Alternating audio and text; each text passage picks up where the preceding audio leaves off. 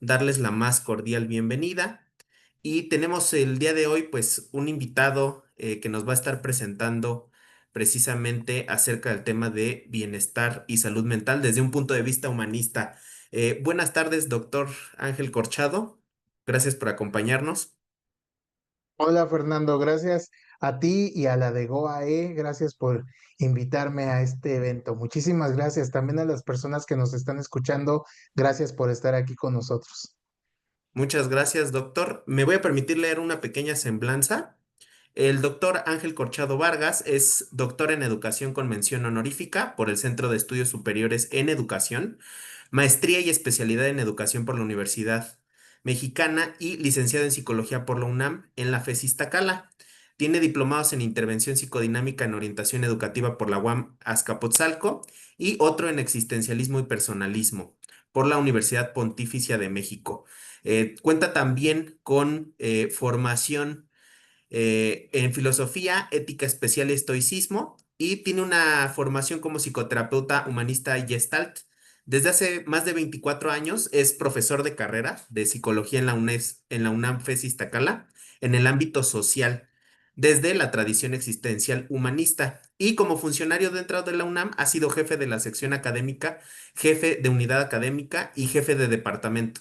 Ha desarrollado sus funciones de coordinador general del Centro de Apoyo y Orientación para Estudiantes, CAOPE, de la FES Iztacala, y de forma particular atendiendo con el alumnado de servicio social la estrategia de acompañamiento psicológico en el mismo CAOPE. Autor del libro La psicología humanista, una aproximación teórica y experiencial, y también coordinador del libro Bienestar psicológico en jóvenes universitarios, que por cierto es de recién publicación, aproximaciones desde una visión multidisciplinaria.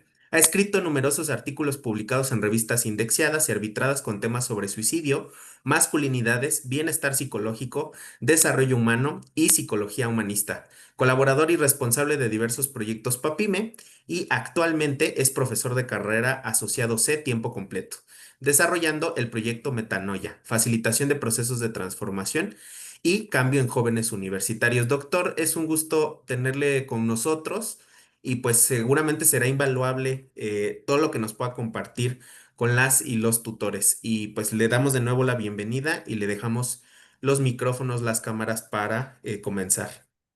¿Está listo, Muchas doctor? gracias.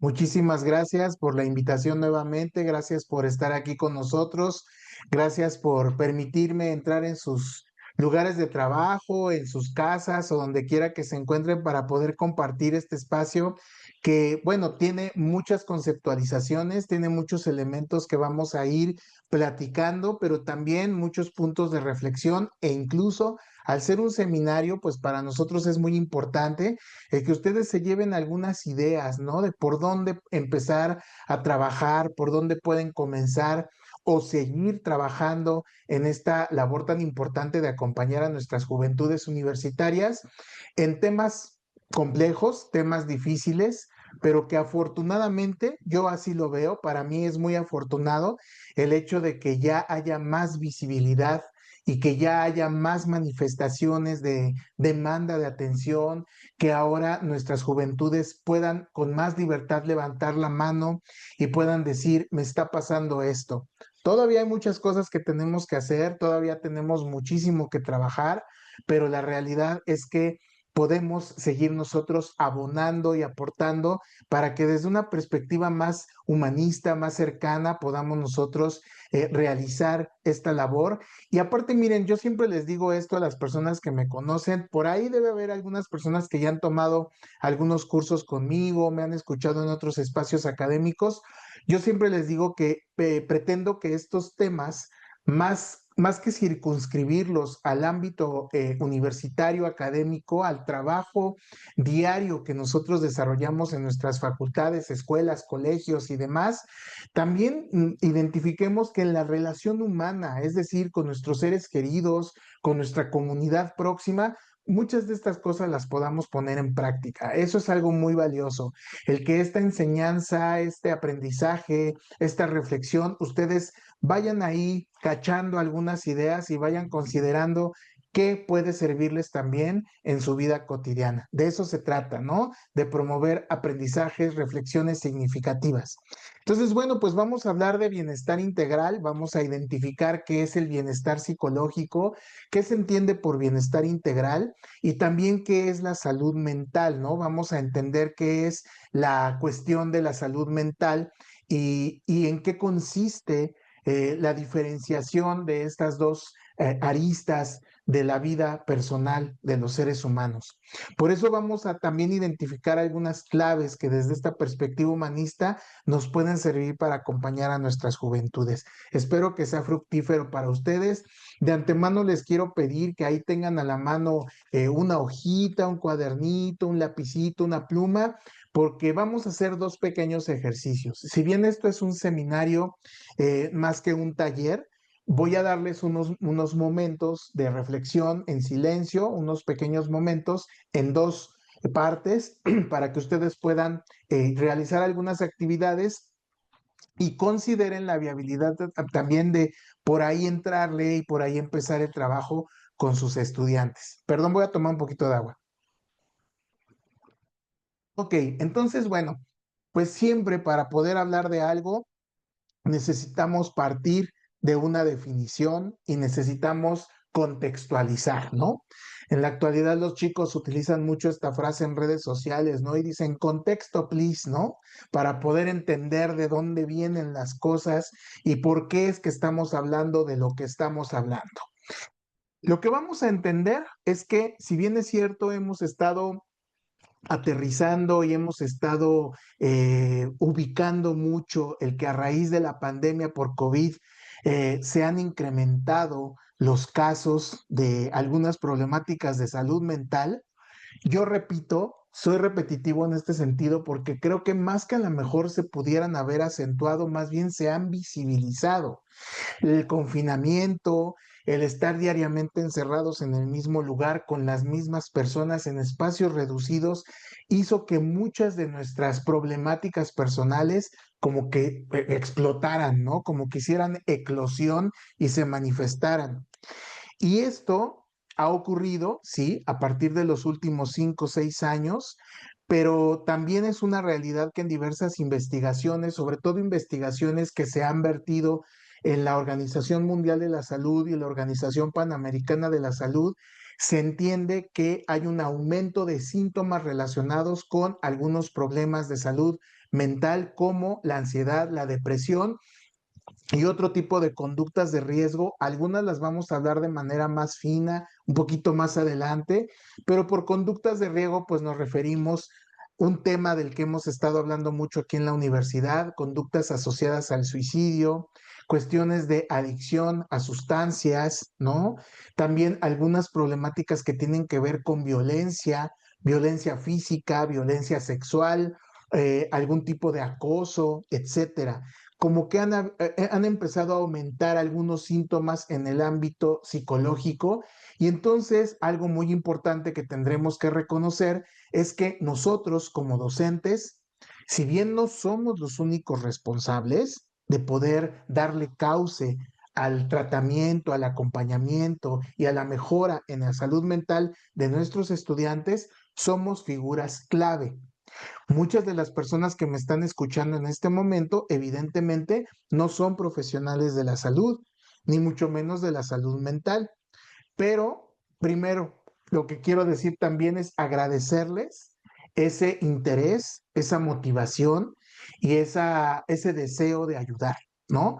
Porque sabemos que el tener un cargo o un nombramiento de ser tutor o de ser orientador en un grupo son cargos honoríficos, ¿no? O sea, no recibimos ni un quinto más, pero lo hacemos porque nos gusta, porque tenemos este sentido de ayuda, de acompañamiento, de promover y procurar la salud en las demás personas.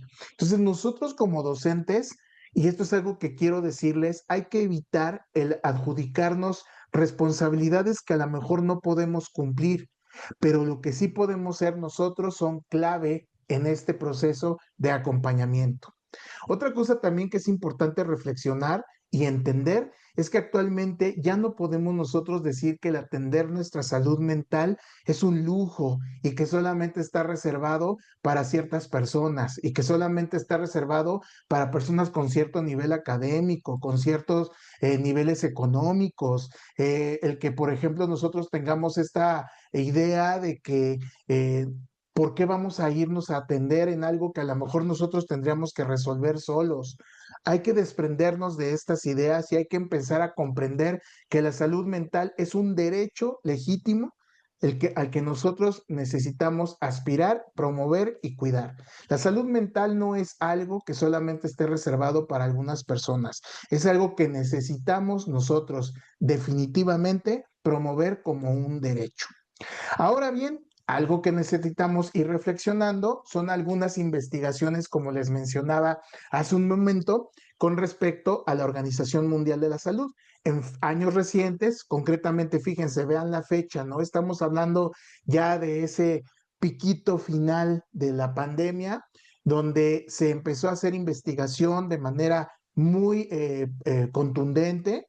Y entonces la Organización Mundial de la Salud publica y dice que los trastornos mentales representan de cada 100 personas, 10 de cada 100 personas son personas que presentan un trastorno de salud mental y a nivel estadístico los trastornos mentales representan el 10% de la carga mundial de morbimortalidad. ¿Qué es la morbimortalidad? La vamos a entender, se desprende de dos términos, morbilidad y mortalidad. Se refiere a la tasa de muertes por alguna enfermedad en una población durante un periodo de tiempo. Por ejemplo, en este caso, durante la pandemia. Fíjense ustedes que al hacer una investigación profunda, de cada 10 personas, una de las personas que morían era derivado por algún problema relacionado con la salud mental. Entonces, cuando juntamos este término de morbimortalidad, estamos combinando el hecho de una enfermedad con la tasa de mortalidad. Ahora bien, antes de seguir hablando de estos datos, de estos elementos que a lo mejor podemos ver como amenazantes, desalentadores, preocupantes, creo que necesitamos regresar un poco y poder hablar acerca, más allá de la salud mental, también hablar del bienestar integral. Necesitamos entender qué significa la palabra integral. Significa que necesitamos alejarnos de esta visión fragmentaria, divisionista, escindida, de que la persona es un cuerpo por acá, emociones por allá, conductas por allá, pensamientos o cogniciones por allá. Como que todo estuviera disperso y desperdigado. El bienestar integral tiene que ver con la junta, la integración, la confluencia de todo lo que compone a la persona. Hay un postulado humanista muy importante que nos dice que la persona es mucho más que la suma de sus partes.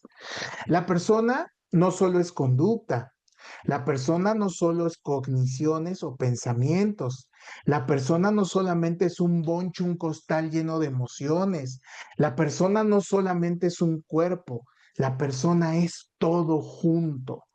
Cuando hablamos de integral, estamos refiriéndonos a que a la persona le integra la dimensión física, la dimensión emocional, la relacionalidad, la manera como convive con otras personas y también la dimensión intelectual, los procesos del pensamiento.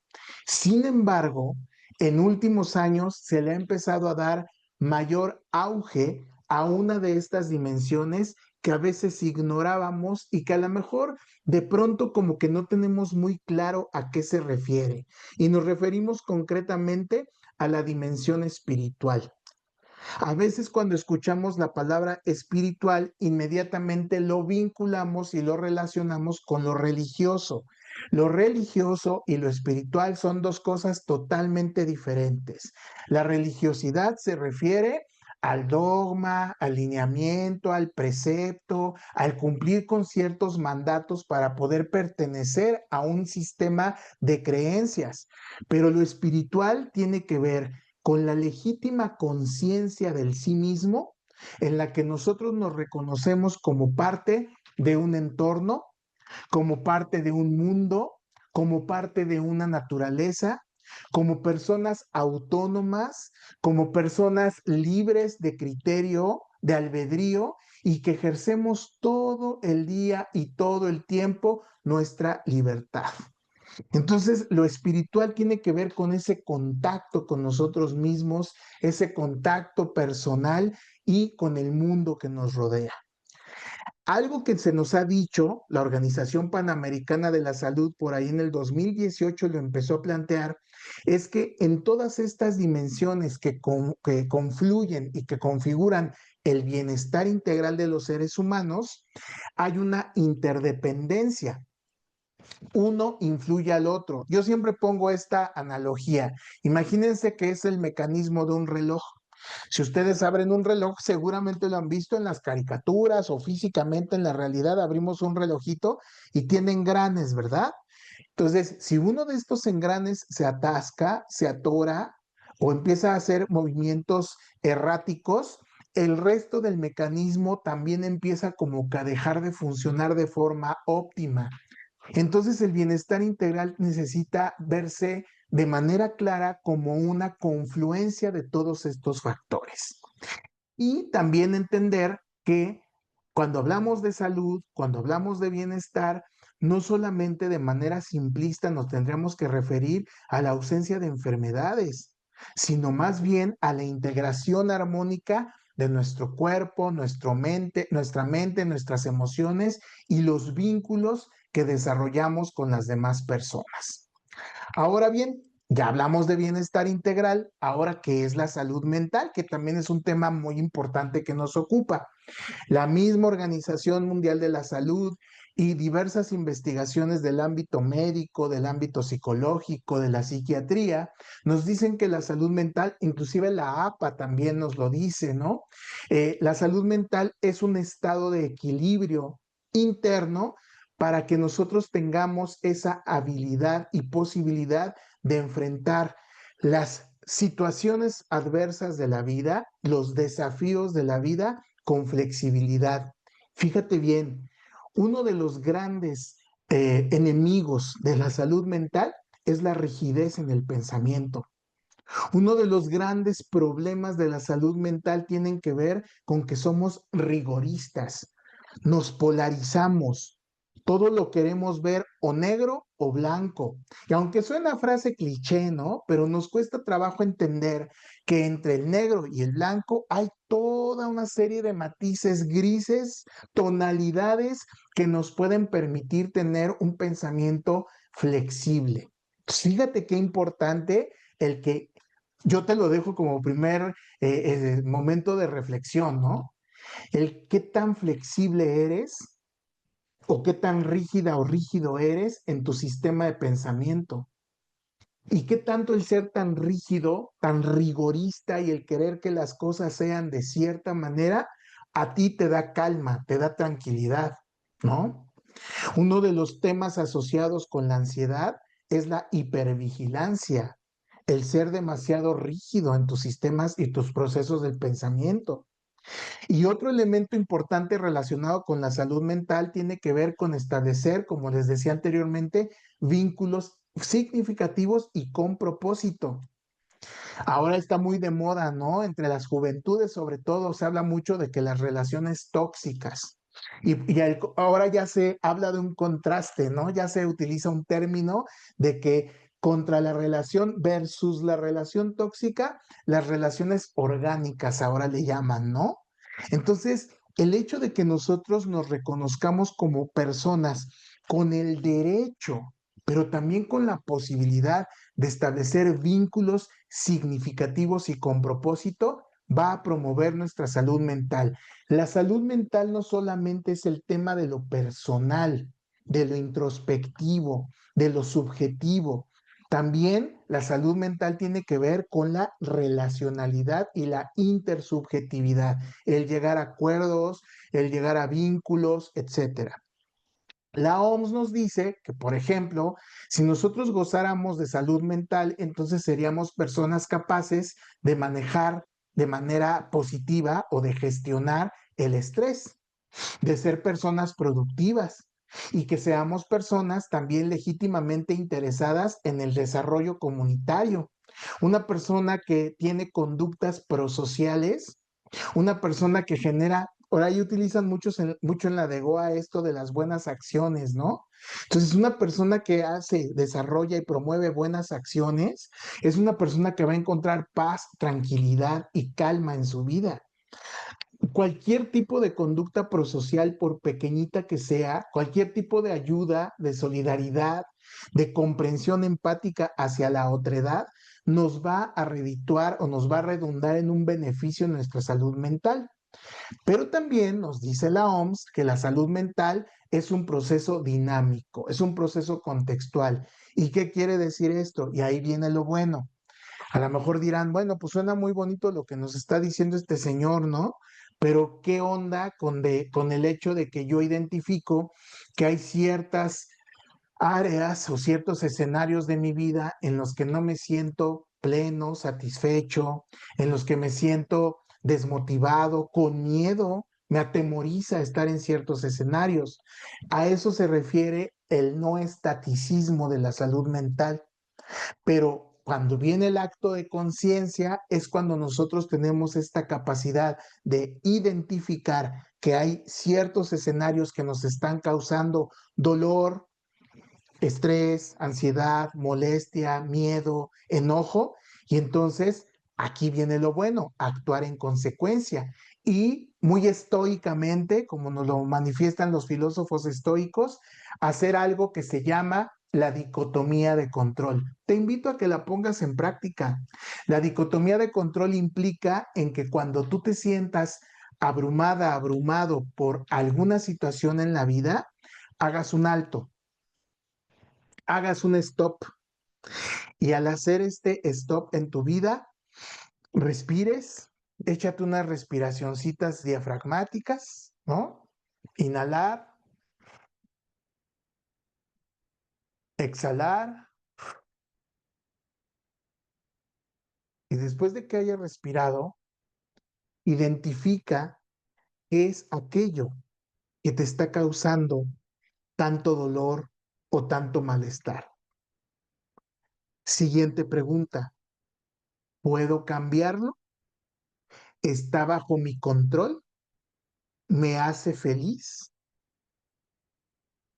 Si la respuesta es sí está bajo mi control y sí lo puedo cambiar, entonces vamos a trabajar en ello, a disponer de elementos que me permitan cambiar eso que me abruma y que me agobia. Si la respuesta es no, no está en mis manos, no lo puedo hacer, no me está permitido, no está en mis posibilidades, también actuar en consecuencia. Una de estas consecuencias es adaptarnos. Otra podría ser protegernos. Y aquí también tiene que ver mucho el hecho de deconstruir la idea de que hay, con respeto para algunos colegas que a lo mejor así lo consideren, ¿no? Pero desde esta perspectiva es muy complejo el poder pensar que hay emociones positivas y emociones negativas.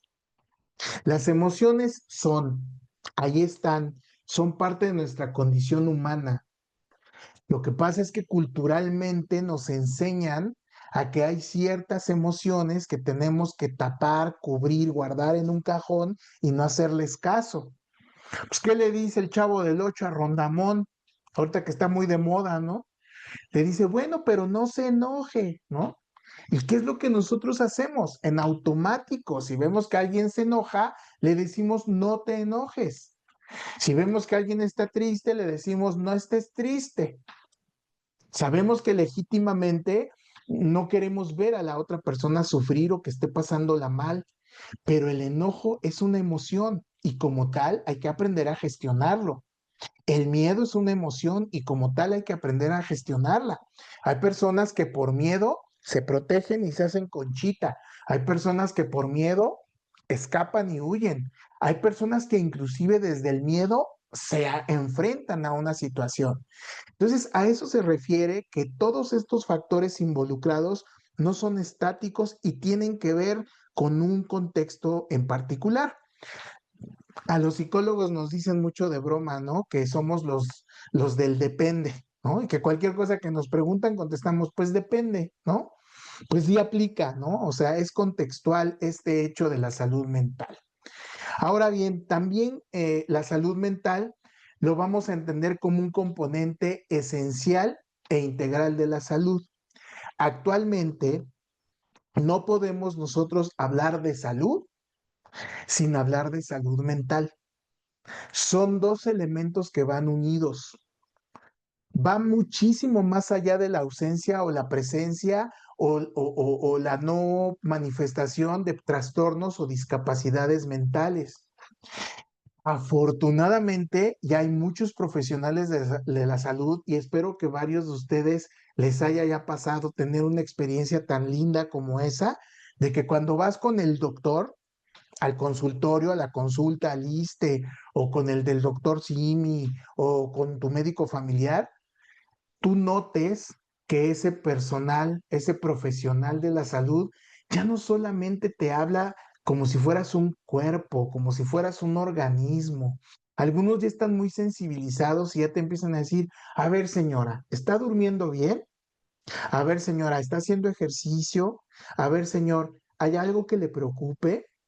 Y entonces ya cuando te das cuenta de eso, eso es el indicio de que ese profesional de la salud ya está en otro canal, ya tiene otro chip, ¿no? Un chip más de salud integral. Entonces imagínate qué padre el que tú también te des esta oportunidad estoica de parar tus pensamientos y entonces decir, a ver, sí, me estoy sintiendo mal, me estoy sintiendo incómodo, pero ¿qué hay aquí? ¿Qué es lo que me duele? ¿De qué me doy cuenta? ¿Qué identifico? Que cuando estoy aquí me pasan este tipo de cosas. Y lo puedes hacer con tus estudiantes. ¿Cómo lo puedes hacer con tus estudiantes? Bueno, tú no vas a pensar por ellos, pero los vas a poner a pensar. ¿Te acuerdas de Sócrates? ¿Qué era lo que hacía Sócrates con sus alumnos?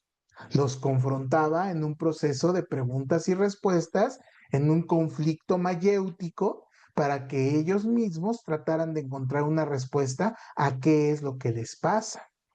Pero estas preguntas no van a ser preguntas enjuiciadoras, no van a ser preguntas instigadoras, ni van a ser preguntas etiquetantes, si se me permite la palabra.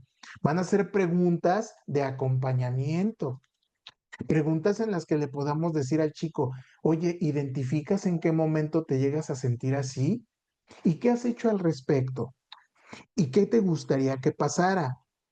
Y la pregunta de los 64,000 que podemos hacerle a un chico es, ¿hay algo que yo pueda hacer por ti?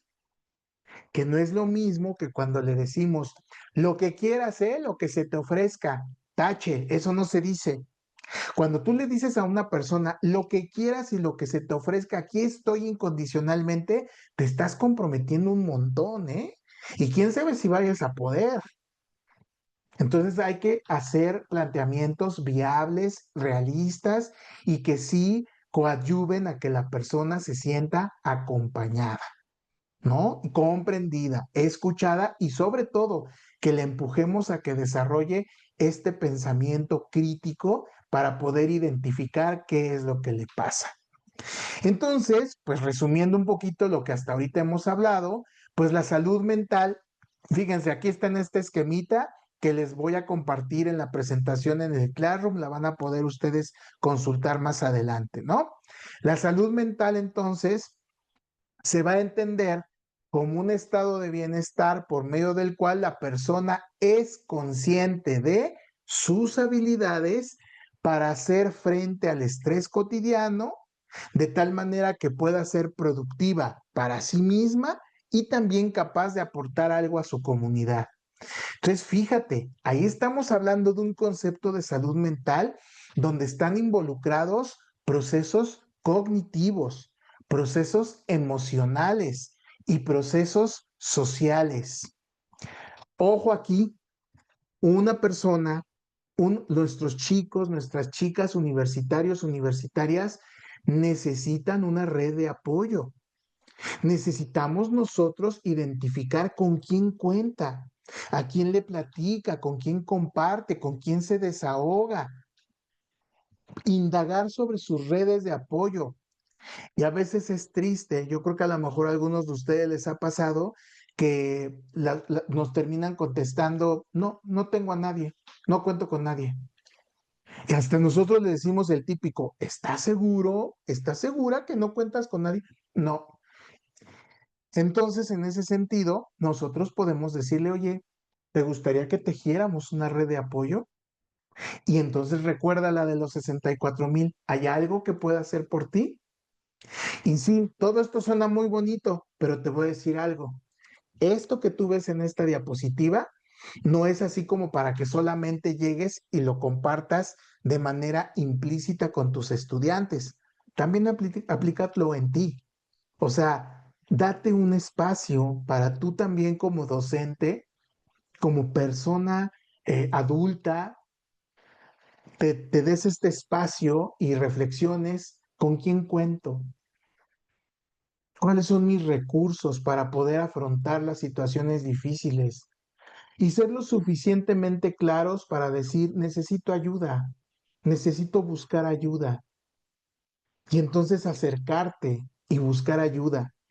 Y que bueno, sigamos en este proceso de desmitificación de que la psicología, el ir a terapia, el ir con el psiquiatra o el atendernos es solamente para personas o muy particulares o con características muy especiales, ¿no? Esto debe ser para todas y todos.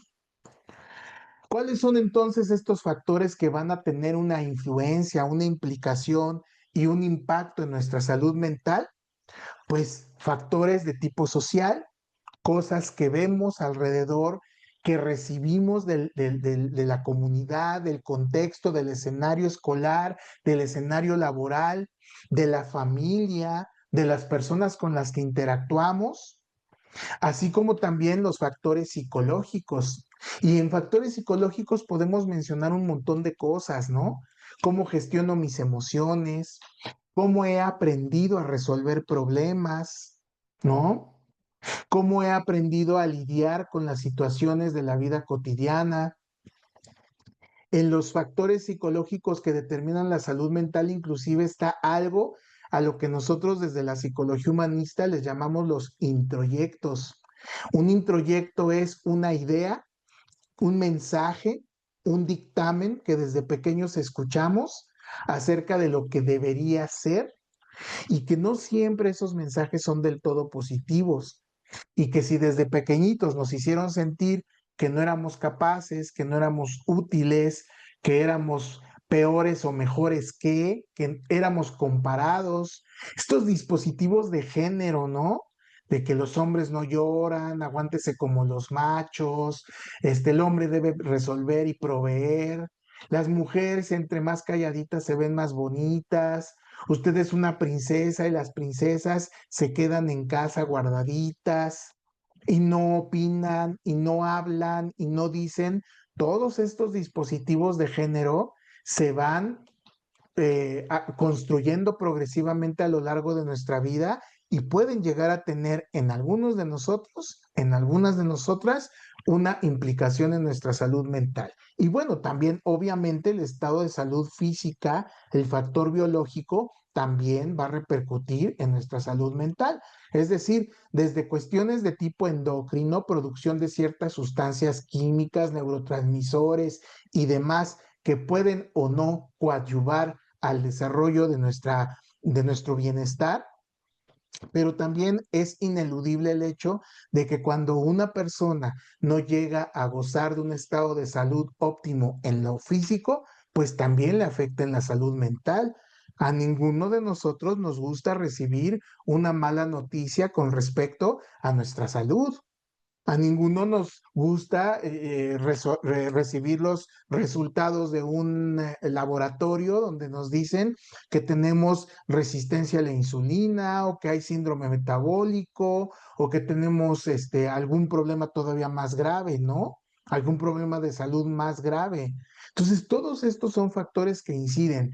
¿Y por qué les digo esto? Pues es porque quiero regresar y puntualizar que no olvidemos que somos seres integrales y que no podemos vivir partidos en cachito, que debemos seguir trabajando en desmitificar esta idea de que los problemas personales déjalos en la puerta de tu trabajo y adentro es otra cosa. Eso es imposible.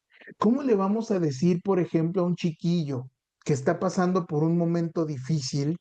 ¿Cómo le vamos a decir a un chiquillo que no come, que no desayuna, que no puede dormir porque hay violencia intrafamiliar, que le eche ganas a la escuela?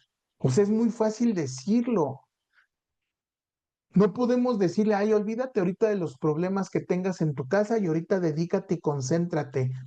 Esos son, quizá en algunos casos puede ser que sean buenas intenciones cuando le decimos a la persona, tú échale ganas, o cuando nos convertimos en el oráculo de Delfos y nos ponemos a pregonar que somos el ejemplo, ¿no?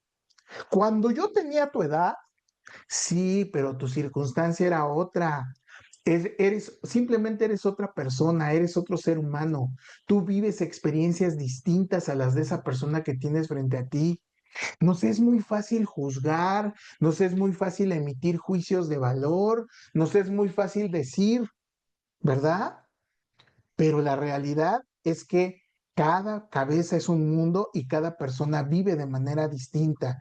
Por lo tanto, creo que algo que necesitamos ejercitar mucho como actitud, pues es la empatía, ¿no? Que ahorita vamos a hablar un poquito más de ella. Ahora bien, en cuanto a las problemáticas que nosotros encontramos, en cuanto a nosotros, las problemáticas a las que nos enfrentamos concretamente aquí en nuestro país, pues también diversas instancias de investigación como el INEGI, la OMS, un investigador Sapien y colaboradores, así como la Secretaría de Salud, han indagado y han descubierto que hay ciertos elementos estadísticos numéricos que nos puede dar un poco de orientación acerca de en qué situación estamos viviendo con nuestras juventudes, en dónde estamos ubicados. En México, fíjense, según el estudio del INEGI de 2024, que es muy reciente, 2.5 millones de jóvenes presentan síntomas de depresión. Y nada más estamos hablando de la depresión. Cuando, como ya les mencioné, igual y en algún otro momento si me invitan, pues les puedo hablar o algún otro experto que les hable de manera detallada qué es la depresión, qué es la ansiedad y todas estas situaciones, ¿no? Ahorita yo las estoy mencionando de manera muy general, pero también una cosa que quiero decirles es que la depresión generalmente no se vive sola.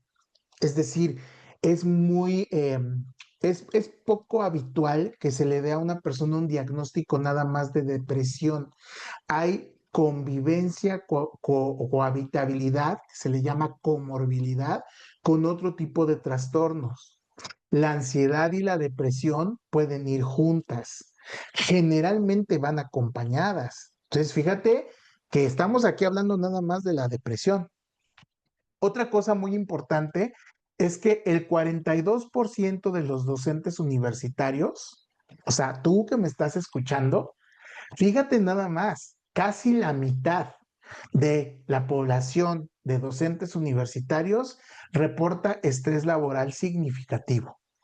Y cuando hablamos de estrés laboral significativo, significa que ya estamos hablando de un nivel de distrés, porque no es lo mismo tener estrés y sentirnos motivados gracias a ese estrés que nos sirva como de catapulta para producir y hacer cosas, porque hasta hay un estrés que se goza, ¿verdad? Inclusive quiero decirte algo. A lo mejor aquí hay alguien que me está escuchando que tomó conmigo hace unas semanas un curso que dimos por DEGAPA sobre el estrés. El estrés, visto de manera benéfica, se convierte en un agente motivante para poder hacer cosas, para producir, para generar, pero cuando el estrés ya es demasiado, cuando es demasiado estrés, o también cuando es demasiado poco estrés, eso se convierte en distrés. Pues cuando hablamos de estrés laboral significativo nos referimos a cuando ya la persona se siente asfixiada. Y estamos hablando de que de cada 10 personas, casi 5, 4.2, se sienten así. Volviendo a las juventudes que son de la edad más o menos en la que nosotros los situamos en licenciatura, aunque bueno, vienen más chiquillos, ¿no? De 14, 15 años desde el bachillerato, el CCH. Fíjense, en las juventudes de 18 a 24 años, el índice de bienestar mental es apenas del 26.1 puntos sobre 200. Es decir, que estadísticamente, de cada 20 personas, dos reportan sentirse, como dicen los chavos, sentirse chidos. Casi tres. Ujú. La ansiedad, 52.8, la depresión, 25.1, son las condiciones más atendidas en servicios públicos en el tema de la salud mental. O sea, sí hay ya presencia de la gente que llega y busca ayuda, pero no todavía mucha gente no lo hace. ¿Quieres más datos preocupantes, pero también reflexivos?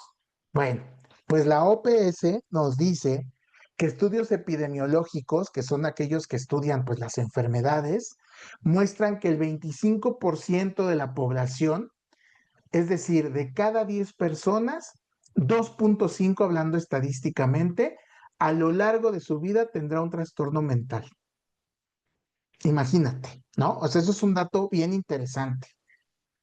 O sea, de cada 10, al menos 2.5 en algún momento tienen un trastorno mental. Y eso, quién sabe si diagnosticado, ¿verdad? Porque si fuera diagnosticado, pues a lo mejor variaría un poquito. Pero nos dice la OPS que si pensamos en el tamaño promedio de las familias de Latinoamérica, incluyéndonos nosotros en México, la enfermedad mental afectará de manera indirecta o de manera directa a todos nosotros. Es decir, que a lo largo de tu vida, definitivamente tú de manera directa o indirecta estarás cerca de una situación, de una condición que esté vulnerando tu salud mental. Ujú. Otra cosa importante que nos arrojan los datos de la OPS es que los estudios en muchos países y con respecto a diversos trastornos, fíjate qué revelador también. Cuando una persona empieza a sentir un malestar emocional, un problema de salud mental, tarda de 3 a 8 años. Y como dicen las abuelitas, ¿no? De 3 a 8 años, si bien te va, en pedir ayuda. Es decir, hay personas que van por la vida tristemente, a lo mejor tú eres una de ellas, que no pides ayuda y le estás pasando mal. Y si bien nos va, de las personas que se atreven ya por fin a pedir ayuda porque ya no pueden más, estamos hablando de un periodo de 3 a 8 años. Yo que doy terapia, me ha tocado recibir personas en terapia que les digo, por ejemplo, la típica pregunta, ¿y desde cuándo te empezaste a sentir así? Pongan ustedes una chica de 28 años y me dice, desde que iba en la prepa, ¿no? Pues imagínate qué reveladores son estos datos, ¿no? Entonces, la evidencia acumulada hasta este momento identifica que hay, obviamente, determinantes como los que mencionábamos, biológicos, sociales, psicológicos, que influyen, que impactan en nuestra salud mental. Ahora bien, vamos a ir redondeando un poquito la idea hacia, desde el enfoque humanista, qué es lo que se dice con respecto al acompañamiento, con respecto al trabajo de asesoría, de tutoría, de orientación, y que inclusive, híjole, ocurre una cosa bien preocupante para mí a veces en las instituciones educativas, incluyendo nuestra querida UNAM. Muchos profes, si no tienen el nombramiento, A veces suelen decir, pues es que eso no me toca a mí.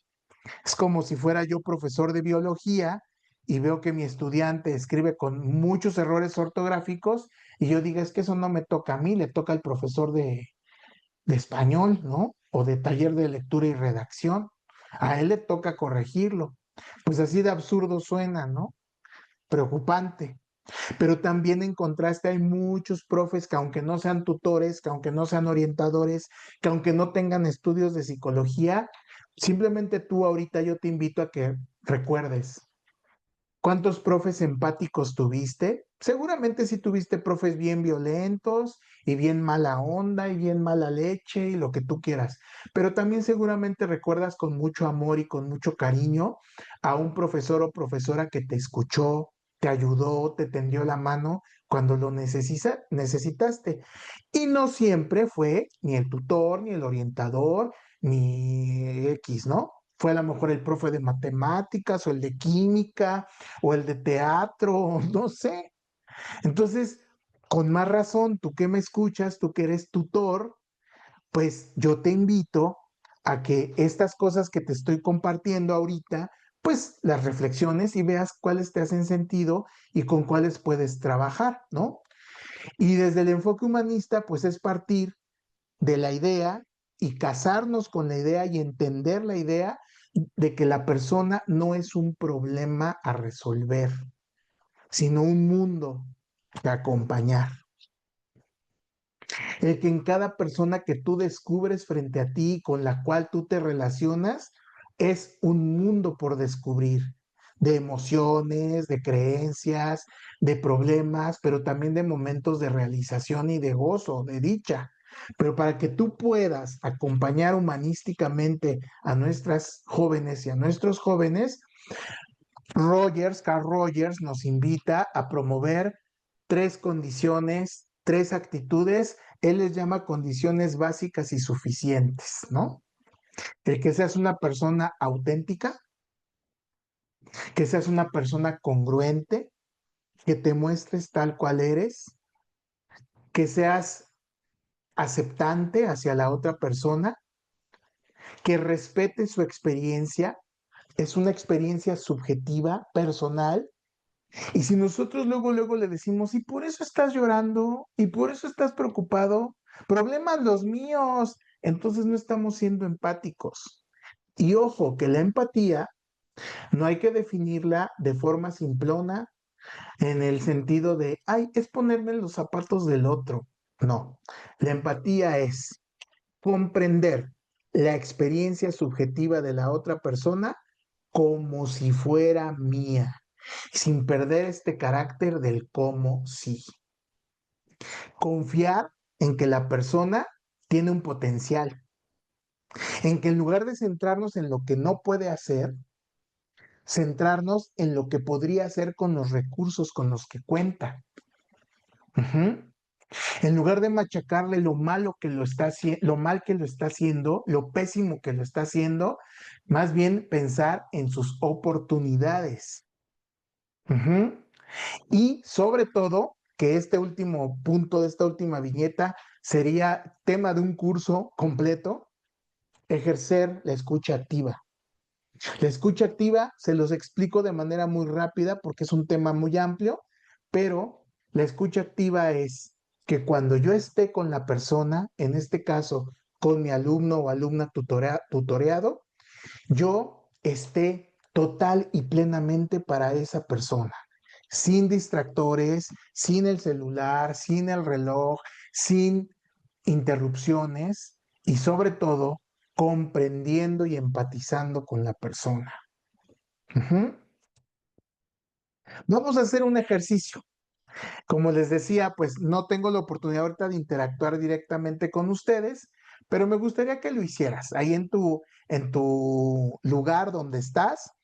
Nos va a tomar un par de minutitos, es algo muy sencillo, pero este mapa lo puedes hacer también con tus estudiantes en algún momento, inclusive hasta cuando tengas sesiones individuales, ponerle una hojita, plumitas de colores o un lapicito y que dibuje su mapa del bienestar. ¿Para qué sirve? Pues para identificar tus propias fuentes de bienestar. En este caso, tú como docente, ¿cuáles son tus propias fuentes de bienestar? Vas a hacer, a ver, dibuja un círculo ahí en esa hojita, y en esa hojita, en medio del círculo, pon tu nombre. O cómo te gusta que te digan, ¿no?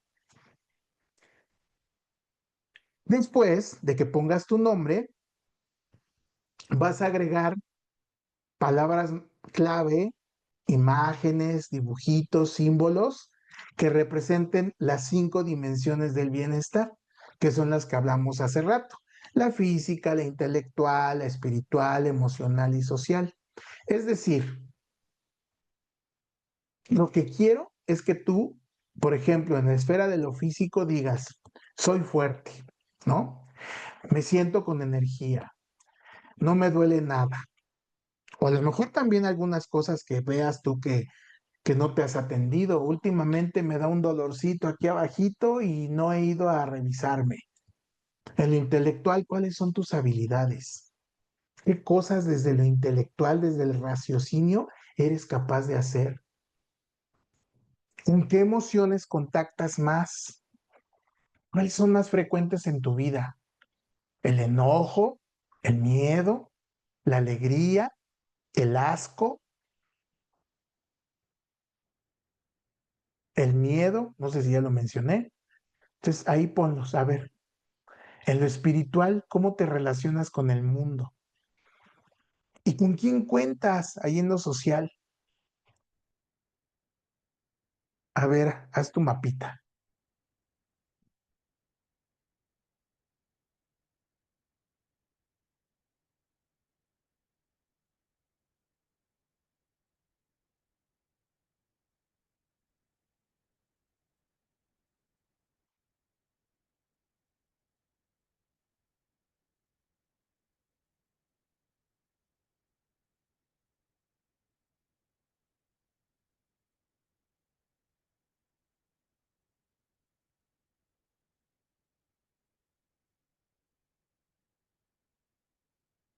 Y bueno, no tenemos mucho tiempo, pero sería padre que pues ahí lo vayas alimentando. Te puede sorprender el que tu mapita lo guardes y a lo mejor dentro de 15 días lo vuelvas a hacer sin ver y los compares y veas qué está pasando. Puedes compartirlo, puedes socializarlo, puedes hacer este ejercicio con tus estudiantes en un espacio determinado y que en grupos, en pequeños grupos, lo compartan, ¿no? Por ahí me preguntan que cuál sería la diferencia entre mente y cerebro. En realidad, la palabra, el cerebro es el órgano, ¿no? Es el órgano donde se alojan nuestras funciones, eh, desde las funciones de los reflejos, los procesos del pensamiento, etcétera, la memoria, ¿no? Las habilidades cognitivas, pero en realidad es que la mente es un tema de debate, la mente es un lugar no físico, es un ente no físico, no está ubicado ni colocado en ningún lado. Sin embargo, esta palabra mental se ha utilizado para definir o discernir todo esto que hemos estado compartiendo, por decirlo de alguna manera, ¿no? De que pues lo mental tiene que ver con todo este estado que integra la cognición, los sentimientos, las emociones, el bienestar, etcétera.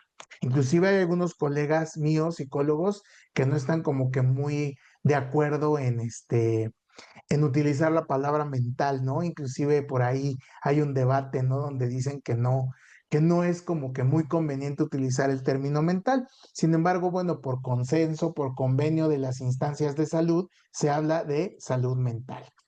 Ok, si me permiten, voy a continuar, porque ya se dieron cuenta que casi no me gusta hablar, ¿verdad? Entonces espero que nos alcance el tiempo, me voy a apurar.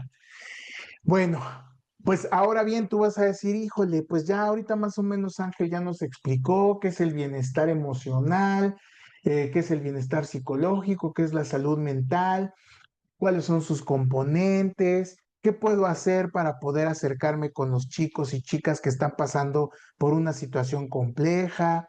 Estoy consciente de que hay problemas de salud mental, etcétera, ¿no? Bueno. Pues ahí te va. Muchas de estas cosas probablemente ya las conozcas, ya las hayas escuchado, pero no está de más reiterarlas. Son algunos criterios en los cuales tú te puedes basar para identificar que probablemente ese chiquillo, esa chiquilla está necesitando atención. No nos confundamos con el está llamando la atención o quiere llamar la atención. Eso sería me parece muy injusta apreciación de nuestros jóvenes, que asumamos que todo lo que hacen lo hacen para llamar la atención. Así como también lo dije hace unas semanas en el conversatorio que me hicieron favor de invitarme sobre la película, la serie esta de adolescencia, que dejemos de estigmatizar a nuestros adolescentes y a nuestros jóvenes y que demos por hecho que porque están pasando por cierta etapa son de cierta manera. La realidad es que somos personas a la edad que tengamos, pero si tú identificas que estos chicos o chicas tienen cambios súbitos en su estado de ánimo, que de pronto te das cuenta que eran muy sociables y ahora son muy introvertidos, que a lo mejor ahora los ves que son muy reactivos, que están como enojados todo el tiempo, que ha cambiado su rendimiento académico, su rendimiento en lo físico, que a lo mejor ya te das cuenta que se duermen en la clase, ¿no? Que eso pasa en muchas ocasiones. Digo, desde que puede ser que el chico se durmió en la clase porque se la pasó jugando toda la noche videojuegos, pero también porque a lo mejor el chico está pasando por un momento difícil. Si las personas, por ejemplo, empiezas a escuchar en nuestros jóvenes que tienen un lenguaje pasivo-agresivo, mucha ironía, desafiantes, y que a lo mejor de pronto dices, bueno, pues él no era así, ¿no? ¿Qué pasó? Entonces, hay que poner atención. También eso algo a lo que se le conoce como la sobreadaptación silenciosa, es decir, el chico vive en silencio la idea de que tiene que ser perfecto, de que tiene que sacar puro 10, de que no puede estar con otros jóvenes distrayéndose, ni yéndose a tomar una chela o irse al cine o irse a ningún tipo de fiesta porque él tiene que ser el mejor. Esto es un proceso, un ejemplo de sobreadaptación silenciosa. Si de pronto empiezas a escuchar en su discurso desesperanza, apatía, entonces hay que tener atención, hay que poner atención. La pregunta, otra pregunta de los 64,000, ¿y cómo me acerco con él? Obviamente, lo primero es no empezar con juicios de valor, no empezar con juicios valorativos de, ay, pero no pienses así, oye, pero si la vida es tan linda, no, no, no. Lo que tú puedes hacer es acercarte, número uno, regla de oro, pedir permiso. A cualquier persona hay que pedirle permiso para poderle hacer un comentario. Nosotros no somos nadie para llegar con alguien y así, sin decir agua va, como se dice vulgarmente, decirle, oye, ¿qué te está pasando, eh? No. Primero es de manera respetuosa decirle, oye, me gustaría hacerte un comentario. ¿Puedo? Me gustaría hablar contigo. ¿Me permites platicar contigo? Hay algo que quiero expresarte. ¿Puedo hacerlo? Se pide permiso. Si tú llegas de golpe, la persona se pone a la defensiva y la persona se bloquea y la persona ya no escucha. Canta esa que cantábamos cuando éramos chiquillos, ¿no? De no oigo, soy de palo, tengo orejas de pescado. Entonces la persona ya no escucha, la persona ya no quiere decir nada. Entonces, hay algo muy importante que es pedir permiso y lo siguiente, ¿qué te parece que en lugar de emitir juicios de valor, haces algo que se llama descripción fenomenológica? Suena muy elegante. A lo mejor aquí hay alguien que sabe de esto porque tienen alguna carrera de ciencias sociales o se dedican a hacer investigación o a lo mejor estudiaron filosofía. Bueno, la fenomenología y la descripción fenomenológica es la descripción de las cosas tal como suceden o tal como tú las estás observando. Por ejemplo, si tú viste que últimamente el chico se duerme en la clase, no le vas a llegar y le vas a decir, oye, ya no te importa la clase, ¿verdad? Como que andas en la hueva total. Eso es un juicio de valor. Pero si yo le digo, oye, he notado en las últimas dos clases que te recuestas en la banca y te quedas dormido. ¿Hay algo y ahí viene la pregunta, ¿se acuerdan? ¿Hay algo en lo que yo te pueda ayudar? ¿Hay algo que pueda hacer por ti? Puede ser, sí, puede ser que a lo mejor la persona te diga, no, no hay nada que puedas hacer por mí. O, chido, gracias por decírmelo. Hasta ahí. No insistas. Yo creo que a casi nadie nos gusta que nos estén insistiendo, ¿verdad?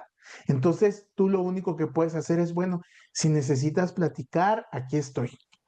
Me gustaría escucharte. Ajá. Eso es lo que podemos hacer en un primer momento. Ahora, Otro, otra situación y que es un tema pues también que se prestaría a lo mejor a hasta diplomados hay de esto, ¿verdad?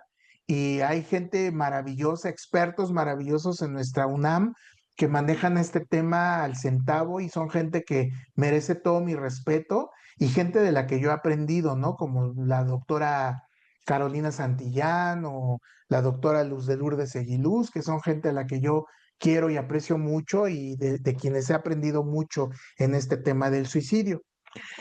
Y bueno, quise detenerme en este tema porque es un tema importante, creo yo, porque pues nos hemos encontrado con temas de este tipo, con situaciones de este tipo en nuestra universidad, y yo creo que sí es importante que ustedes, ojalá que sí pase, se despierten ustedes esta curiosidad por seguir conociendo sobre este tema, ¿no? Tan relevante.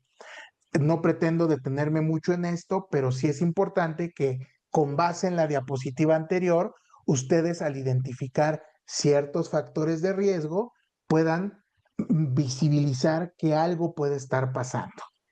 ¿Qué son las conductas asociadas al suicidio? Son una serie de comportamientos que podrían estar relacionados con un acto suicida o con algo relacionado con este tipo de situación. Puse un paraguas ahí, a lo mejor ustedes van a decir, ¿por qué un paraguas? Bueno, porque seguramente han escuchado hablar de la palabra espectro, ¿no? Es algo que se abre y que tiene una cobertura amplia. Entonces, las conductas asociadas al suicidio es un concepto paraguas, porque es así, expandido. Tiene muchas aristas, como un diamante que tiene muchos cortes, como un paraguas que tiene muchas caras. De igual manera, las conductas asociadas al suicidio tienen diferentes aristas o diferentes elementos. Una conducta asociada al suicidio es la ideación suicida, que es cuando una persona piensa de manera constantemente sobre la muerte o el deseo de morir. Ujú. Inclusive desde ideas pasivas hasta planes concretos. Ahorita lo vamos a explicar un poquito más. Fantasías suicidas, ¿no? O sea, empiezan ¿y qué pasaría si yo hiciera esto? ¿Qué pasaría? ¿Cómo sería morir? ¿Cómo reaccionaría la gente si yo me muriera? Hay personas que dentro de estas conductas asociadas al suicidio empiezan a planear su suicidio. Entonces empiezan a buscar de qué manera sería mejor concretar el acto. También sabemos que hay personas que ya de manera más avanzada, por decirlo de alguna manera, intentan hacerse daño con la intención de morir, porque no es lo mismo hablar de intentos suicidas que, por ejemplo, cuestiones relacionadas con las autolesiones, ¿no?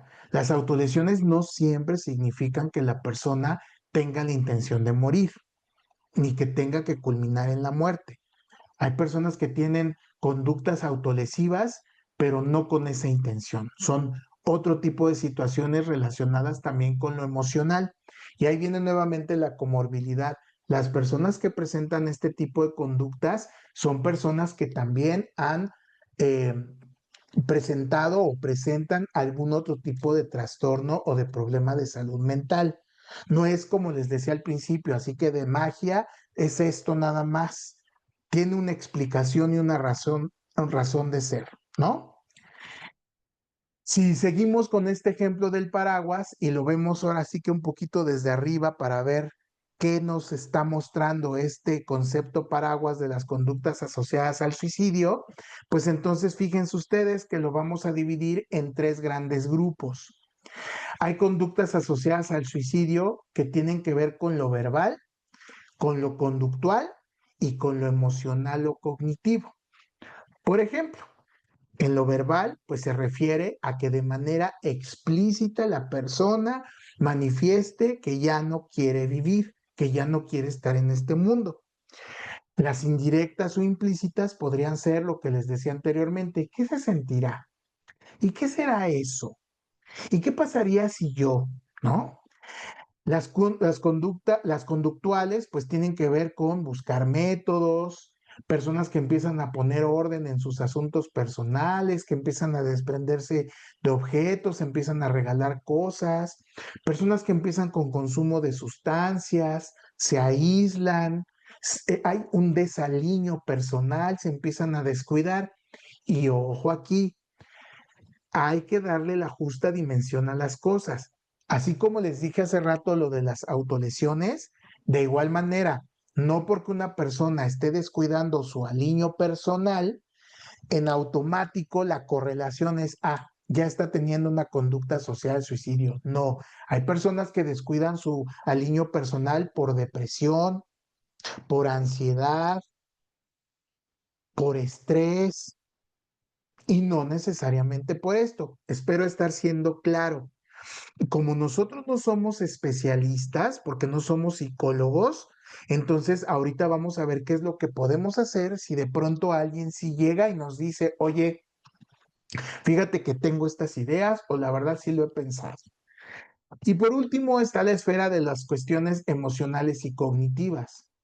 Desesperanza, culpa, irritabilidad, agresión súbita, cambios bruscos de humor y también a veces llega a ocurrir que cuando una persona muestra una aparente mejoría, que de pronto la ves que ya llega sonriente, se ríe de todo, está muy feliz, como si nada.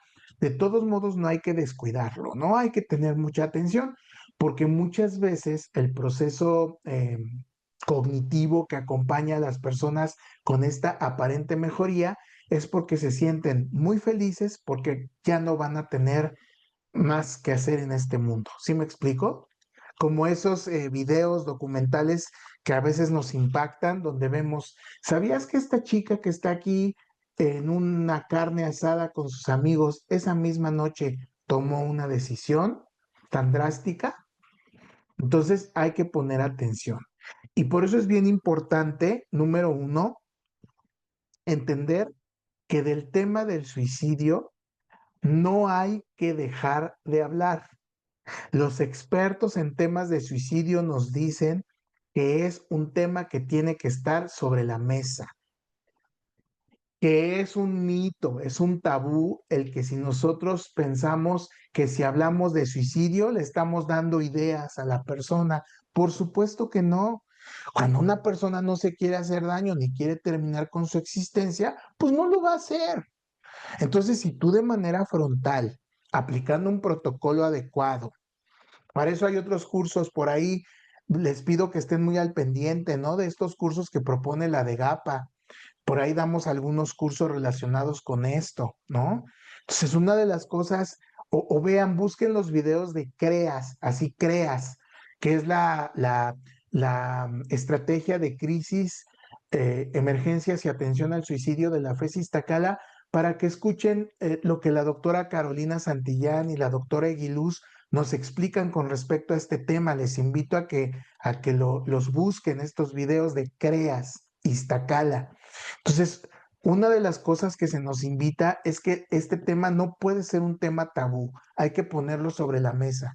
Y si consideramos necesario, decirle a la persona de manera frontal, ¿has pensado en esto? Y a ver qué nos contesta. ¿Sabes?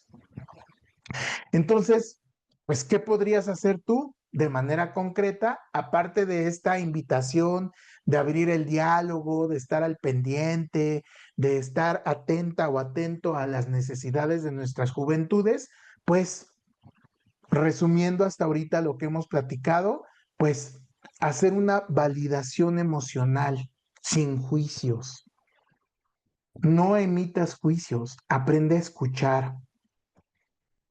Abre espacios seguros para hablar, arma grupos. Bueno, el mismo sistema de la tutoría institucional nos dice, ¿no? Si hicimos tutorías en grupos pequeños o si hicimos una tutoría grupal, a veces puede ser que funcione abrir espacios pequeños de escucha, ¿no? Te voy a dar un comercial. Nosotros en el proyecto que yo coordino en la FES Iztacala, abrimos grupos de escucha para el profesorado. Si te interesa participar en estos grupos de escucha, también para ti, porque también tú tienes que ver por ti, no solamente es trabajar para el otro o darte o entregarte al otro, también ve por ti. Si tú necesitas platicar y compartir experiencias, el proyecto que yo tengo está construyendo muchos espacios de escucha para profesores. No sé si hay aquí alguien de CCH Naucalpan, pero acabamos de tener una experiencia bien bonita de espacios de escucha para el profesorado de CCH Naucalpan. Se anotaron en estos grupos de escucha varios profes, fue una experiencia muy bonita. En FES Aragón también lo hemos hecho y ha tenido mucho éxito, nos ha ido muy bien, ¿no? Entonces, abre espacios, promueve espacios de escucha, lo podemos hacer contigo o inclusive con el estudiantado de tu plantel, si así lo quieres. También, bueno, hacer actividades simbólicas, que espero que, sí, sí me alcance el tiempo ahorita de hacer este ejercicio de la máscara y el espejo. Y bueno, obviamente recordar que tú como tutor, como orientador, como académico, académica, no puedes resolver el problema, pero sí te puedes convertir en algo a lo que denominaremos un primer respondiente. Es decir, que ante una situación crítica, tú puedes derivar y puedes canalizar a la persona a un servicio profesional. Dentro de la UNAM hay instancias que nos pueden ayudar, pero también fuera de la UNAM es buscar espacios donde la persona pueda recibir ayuda. Preguntar desde la curiosidad y no desde el control.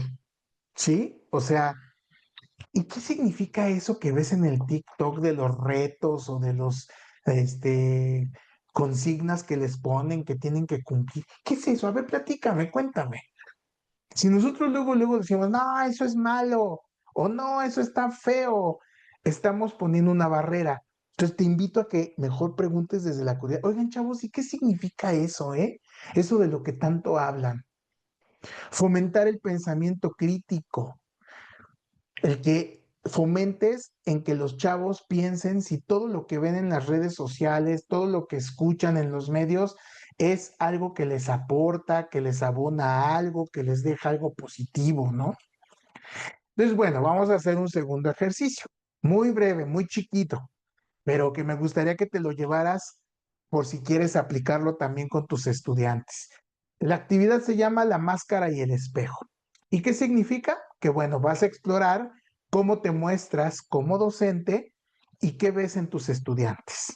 Pues a ver, en una hojita dibuja una máscara, pero es tu máscara docente, es decir, cómo te muestras ante tus alumnos, como el maestro regañón, como el maestro estricto, como el maestro inaccesible o como dice la canción, como Jack el reprobador. ¿Cuál es la máscara que tú te pones? Esa es la primera parte. Y la segunda parte es tu espejo. Y ese está bien bueno, este ejercicio, porque ¿qué te reflejan tus estudiantes? Identifica en ese espejo con qué alumnos te llevas mejor, con qué alumnos te llevas menos mejor, con quiénes te cuesta trabajo relacionarte, qué te dicen, de qué te hablan.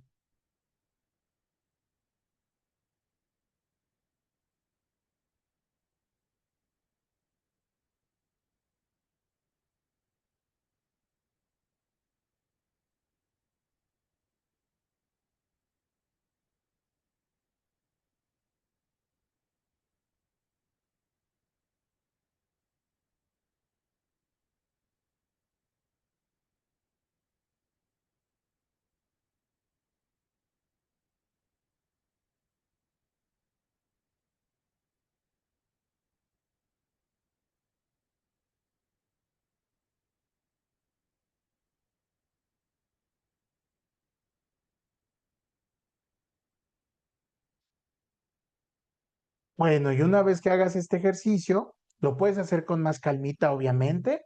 Reflexiona qué hay detrás de esa máscara, ¿no?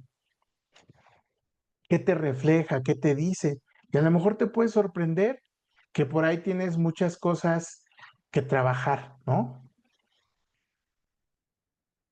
Ahorita por ahí estoy leyendo parte de sus comentarios que sé. Gracias, Amanda, qué bonito comentario, muchas gracias. Este, por ahí leo en ustedes una preocupación, ¿no? También porque a veces el apoyar y el ayudar termina siendo una situación de desgaste. De hecho, hay una problemática de salud emocional que se llama desgaste por exceso de empatía o desgaste por empatía, ¿no? Entonces, sí hay que ser también muy cautos y es muy importante, yo les invito que sin caer en contarle a un tercero todo lo que les dijo la persona, porque esa persona está confiando en ti, tú, si te empiezas a sentir agobiada o agobiado por el apoyo, por el asedio de esta persona, lo compartas con un tercero, pero que le hables de ti.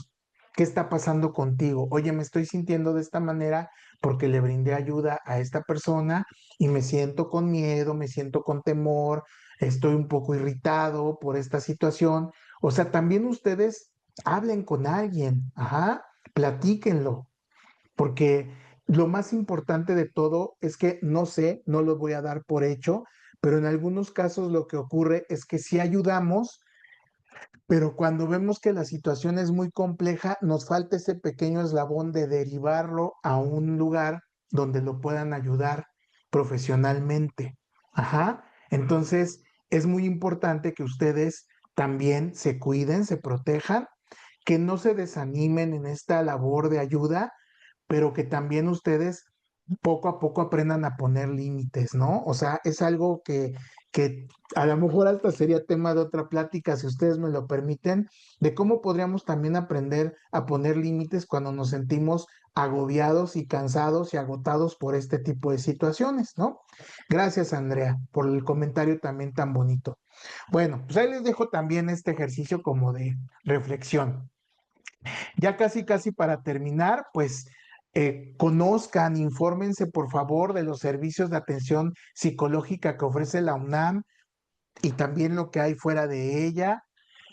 Busquen espacios de escucha comunitaria. Al final les voy a dar los datos del proyecto Metanoia, que es mi proyecto, por si quieren en algún momento estar en comunicación con nosotros.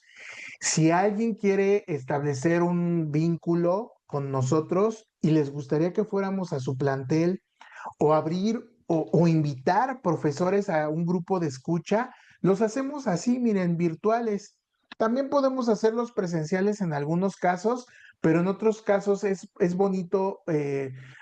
Ahora sí que es una de las buenas herencias que nos dejó la pandemia, ¿no? Que pues miren, si no existiera esto que estamos haciendo ahorita, no me estarían escuchando 153 personas y me siento muy honrado con su presencia, ¿no? Es justamente porque la tecnología nos está ayudando. Entonces, hay manera de poder abrir estos espacios de escucha. También, perdón, les pido que investiguen la página WHO de la Organización Panamericana de la Salud y así como palabra clave busquen en Google recomendaciones éticas para el acompañamiento. ¿Qué es lo que ustedes pueden hacer para poder acompañar a las personas que están pasando por momentos difíciles? Y relacionado con estos comentarios que algunos profes nos están poniendo acá en la cajita de preguntas y respuestas, pues hay algo muy importante que es fomentar el cuidado colectivo. O sea, no te guardes para ti. Mira, te invito a que dejes de hacerte el fuerte. Necesitamos todos y todas platicar con alguien. Y también hay cosas que nos vulneran. Y creo que algo que ha ocurrido y que no ha sido muy parejo es que, digo, sí está bien que nos hemos volcado en generar acciones de cuidado de nuestras juventudes. Sí, nuestros chiquillos son gran parte de la razón de ser de nuestra universidad, pero nosotros, ¿dónde estamos, no? Por eso es que yo también he apostado a abrir este tipo de espacios de apoyo, de escucha para nuestros profes, ¿no? Y repito, pues a lo mejor algunos de ustedes han tomado los cursos que damos en DEGAPA y son grupos, son cursos muy bonitos, porque si bien es un curso que tiene conceptos, terminamos también reflexionando mucho en nuestras propias personas, ¿no? Entonces es algo muy, muy bonito, ¿no? Muy, muy padre. Entonces, bueno, vamos a hacer un cierre y lo único que yo te diría en este espacio de cierre es que te lleves esta frase. Está como que muy inspirada en Paulo Freire, me suena muy a Paulo Freire, pero no pude encontrar el autor de esta frase y dice, nadie puede enseñar desde el vacío. Cultivar nuestro propio bienestar es un acto pedagógico radical, ¿no? O sea, cultivar nuestro propio bienestar es un acto pedagógico radical, es decir, decidir educarme, educar, acompañar para promover mejores comunidades de convivencia y no solo dentro de la UNAM, en la vida. Pregúntate y respóndete qué te llevas de esta sesión, cuáles de estas prácticas te gustaría integrar y cómo crees que podrías crear una red inclusive entre colegas para cuidarnos unos a otros. Y no como para estar en contra, o sea, no es el bando de estar en los profes contra los alumnos, no. Vamos a construir comunidades de comunicación, comunidades de paz, comunidades de empatía, ¿no? Una educación más integrativa y no solamente desde el punto de vista didáctico, curricular o disciplinar, sino también desde el punto de vista emocional, ¿sabes? Ahí están el correo electrónico del proyecto Metanoia por si quieren anotarlo y también nuestro perfil de Instagram. Estamos empezando a publicar nuevamente en Instagram. Tuvimos por ahí un problema con nuestra cuenta de Facebook. Teníamos un montón de seguidores, pero algo pasó con esa cuenta que se nos vino abajo. Si con su celular ahorita apuntan al QR que está ahí, les va a abrir el perfil de Instagram de Metanoia para que nos sigan y vamos a estar publicando cosas. Y yo solamente les quiero recordar que si en algún momento creen que podemos trabajar algo con ustedes en sus planteles, lo hacemos con gusto. Ya tenemos el honor y la alegría de trabajar en muchos planteles de la UNAM, en CCH Azcapo, en CCH Naucalpan, en CCH Oriente, en FES Aragón, en FES Cuautitlán Campo 1, Campo 4, en nuestra misma casa Iztacala, en ciencias forenses también hemos estado ya trabajando. Entonces, pues aquí estamos. A veces no nos damos abasto, pero a lo mejor uno que otro evento, con mucho gusto. Prepa 4, perdón, me faltó por ahí, Prepa 4 también nos han abierto las puertas, justamente los tutores. No sé si hay aquí algún tutor de Prepa 4 que ya me conozca y con mucho gusto hemos estado ahí trabajando con ellos. Entonces, bueno, pues yo me despido con esto. Estamos casi en tiempo. Les agradezco muchísimo, muchísimo el que me hayan escuchado, el que hayan permanecido en este seminario y espero que no sea la última vez que nos podamos encontrar. Muchísimas gracias por su atención. Muchísimas gracias, doctor. Llueven las felicitaciones por toda esta información tan clara, este espacio de sensibilización y pues que finalmente nos lleva una responsabilidad humana de cuidado con nosotros mismos y para con los estudiantes, ¿no? Ese es el vehículo. Llueven las felicitaciones y queda ahí el contacto para que puedan entonces enlazarse con el trabajo de estos espacios de escucha, doctor. Agradecerle, por supuesto, muchísimo toda la información y pues bueno, también invitarlos pues a revisar los materiales que muy generosamente nos ha compartido para el Classroom. Tengo entendido que pues estará tanto grabada la sesión como su material y material de lectura, ¿no es cierto, doctor? Sí, claro que sí. De hecho, ahí en el Room compartimos permítanme un segundo, les quiero mostrar porque ya lo van a ver ustedes en electrónico, pero aquí lo tengo en físico. Si alguien lo quiere adquirir en físico, lo venden en la librería de la FES Iztacala. Es este libro que se llama Bienestar Psicológico en Jóvenes Universitarios, aproximaciones desde una visión multidisciplinaria.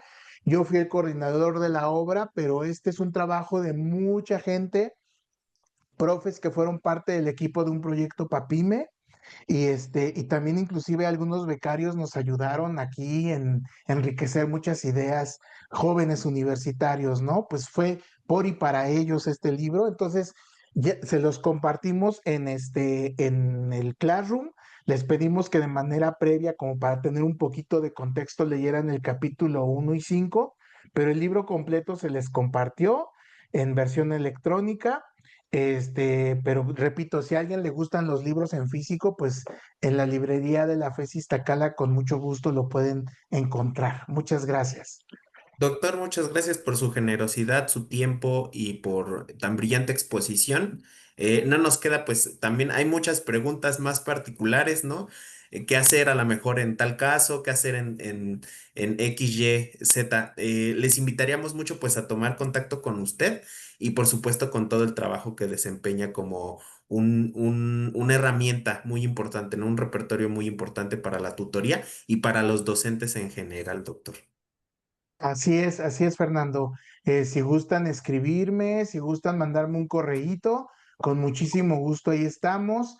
Este, digo, tenemos por ahí un TikTok en el que yo subo explicando algunos conceptos sobre bienestar, sobre filosofías, y por ahí me quieren buscar, por ahí estoy.